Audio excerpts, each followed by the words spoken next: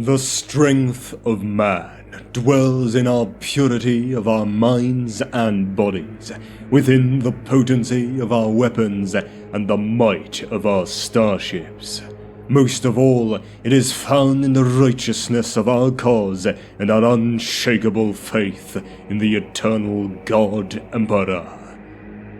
From Preacher Mihai Hujar. The primary individual weapon of the Orders Militant of the ADEPTA Sororitas is the bolt gun. Weapons specialists like Dominions and Retributors tend to use flame and heat-based weapons such as flamers and multi-melters, and other weapons with a purifying spiritual effect. Battle Sisters use a form of modified power armor in battle. However, since they lack the Black Carapace gene seed organ implant of the Space Marines, they cannot interface with the armor to the same degree as the Astartes, and thus are somewhat less mobile in combat. The Sisters of Battle also make use of very strong faith-based powers in battle, which may or may not be related to the psychic powers of the warp.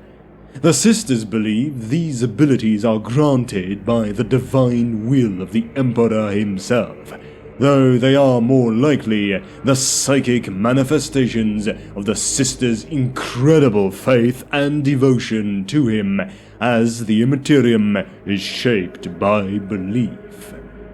The most common war gear worn by all Sisters of Battle include the aforementioned Sororitas Power Armor, commissioned by Gauge Vanda. It is the only part of his legacy that was not removed along with his head. Created initially by the Forges on Mars for the ADEPTA Sororitas, this lighter power armor provides excellent protection and increased strength with little to no reduction in movement speed or agility. Similar to the light power armor often used by many Inquisitors, the Sororitas power armor has an extended operating life.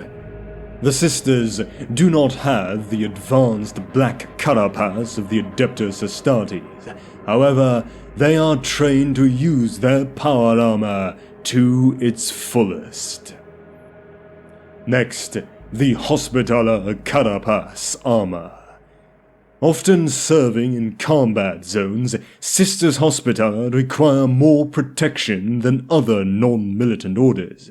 The distinctive armor is a welcome sight to injured guardsmen and acolytes alike, an angel of mercy sent by the God Emperor himself. In addition to its protective qualities, the hooded habit is often coated in incense and unguents, and the rest of the armor is sealed and treated against toxins. Then the bold pistol, and the Godwin Deaz pattern bolter, designed specifically for the ADEPTA Sororitas and blessed by the canonesses of the orders. These venerated weapons are presented to an Adepta upon becoming a Battle Sister. The Sisterhood considers the venerated Godwin Deaz bold weapons heirlooms, each one carefully maintained by highly specialized servitors and trusted servants. This pattern bolter has great significance to the Adepta, not only as a powerful weapon against the enemies of mankind, but also as a symbol of the Emperor's judgment and of the Sisters' personal connection to their faith. Then, frag and crack grenades. And now for their optional war gear, starting off with the special issue war gear. First, the Blessed Standard. The standards of the Adepta are thrice blessed by the prioress of their convent before they march to war. The Chaplet Ecclesiasticus. with each bead on the string representative of an act of penance performed by a sister. The chaplet ecclesiasticus is often worn around the neck or waist, depending on its length and preference of the wearer.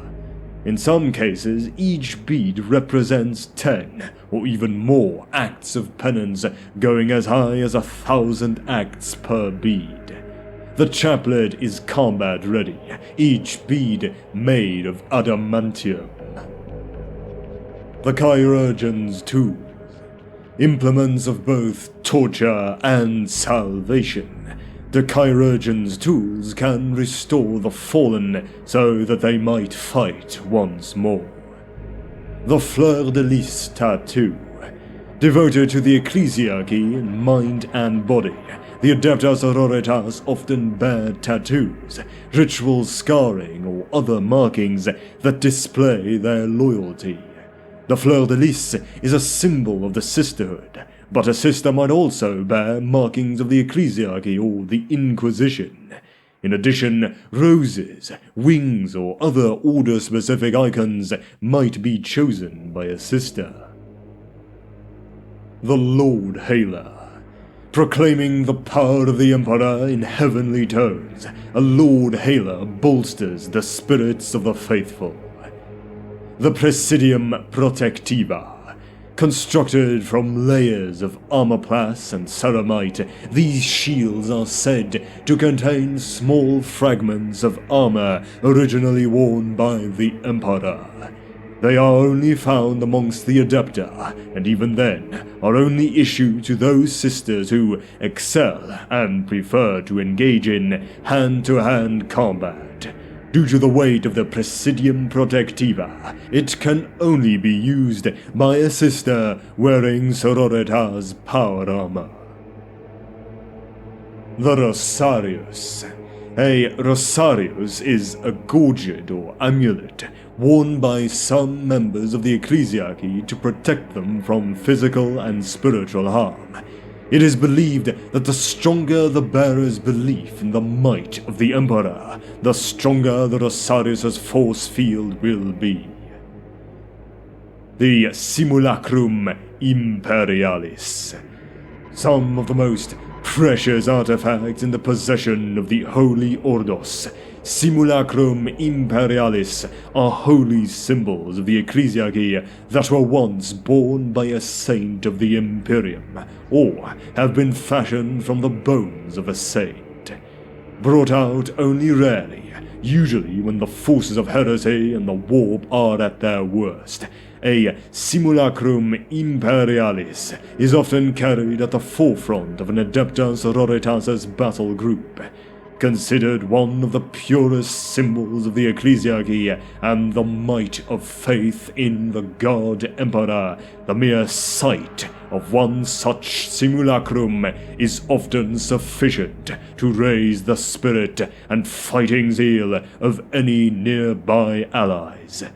These holy symbols are wellsprings of inspiration and faith, and it is a great honor to carry such an irreplaceable relic into battle.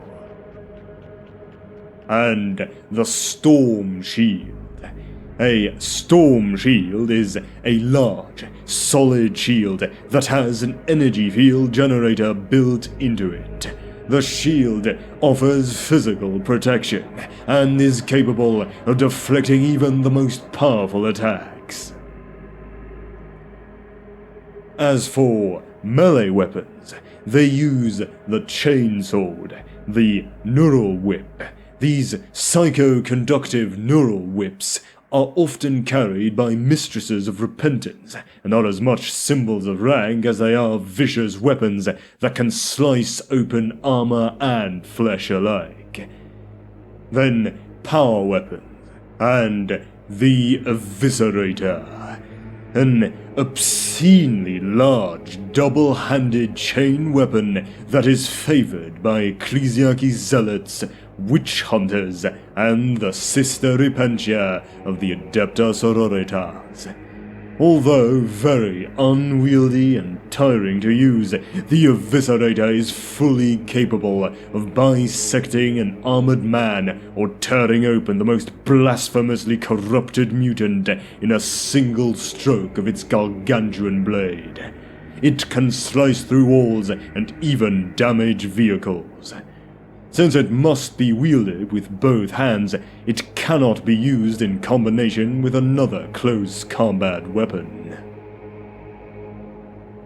Now, their ranged weapons. They use the auto gun, the shotgun, the Condemner bolt gun. The Condemner bolt gun is a highly specialized combi weapon used almost exclusively by the operatives of the Ordo Hereticus and the ADEPTA. Combining a bolt gun with a single-shot crossbow armature, these archaic-seeming weapons fire a silver stake engraved with sigils of disruption that destabilize a psyker's connection with the warp. Then the Godwin Deaz Stormbolter. The Stormbolter, used by servants of the Ecclesiarchy, are not drastically unlike those used by throne agents, firing bolt rounds at a greatly increased rate of fire. This weapon requires 2 hands to operate and is essentially 2 bolters firing in synchronized bursts. Its high rate of ammunition consumption makes the weapon impractical in many situations, but few would argue with the results that such a powerful symbol of faith can have. Then the Combi Flamer, Combi Melter, or Combi Plasma. The Plasma Pistol. The Seraphim Inferno Pistol. The deadly Inferno Pistol can burn through even the most fortified of structures or armor. It is well known that if one weapon will do, 2 will do twice as well. The Seraphim Inferno Pistols are designed to work as a pair and can be used while in hand-to-hand combat by specially trained Seraphim. And the Exorcist Missile Launcher. Though notoriously unreliable, the Exorcist Missile Launcher's volleys are considered by many to be the Adeptus Ministerum's final word in anti-armor firepower. As for special weapons, they use the Stormbolter, the Seraphim Hand Flamer. Designed for use in pairs, Seraphim Hand Flamers can spew forth gouts of flame from both pistols at once. In addition, the Hand Flamers are designed to be used in melee combat and can release small controlled bursts of flame that use negligible amounts of promethium. The weapon can be used both as a ranged weapon and a melee weapon by those who are properly trained. Then the Melter Gun and Melter Bombs. Their heavy weapons consist of the Heavy Bolter, the Heavy Flamer, and of course the Multi-Melter. And to end things off, some extra bonus gear and tools. The Hospitaller Medicae tools. The Order Hospitaller equips its sisters with the best battlefield medicine tools found outside the apothecaries of the Adeptus Astartes. The kit has a variety of sacred oils, unguents, surgical tools, and sterilizers to help those who lay wounded in battle. The Reliquiary.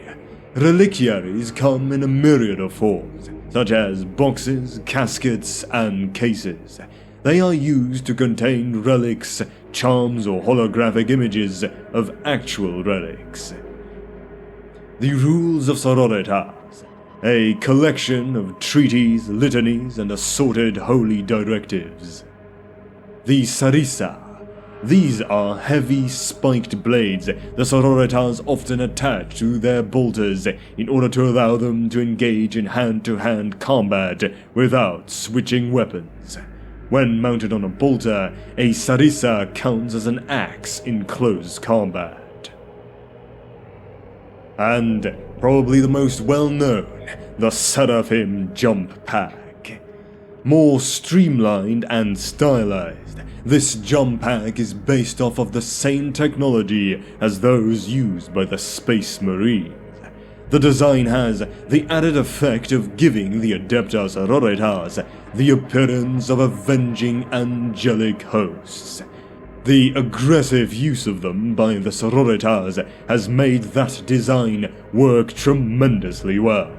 Aside from the normal usage, an alternate tactic seen in the reconsecrating of Pilgrim's Pause was as a lateral boost to redeploy Seraphim strike teams while staying behind cover.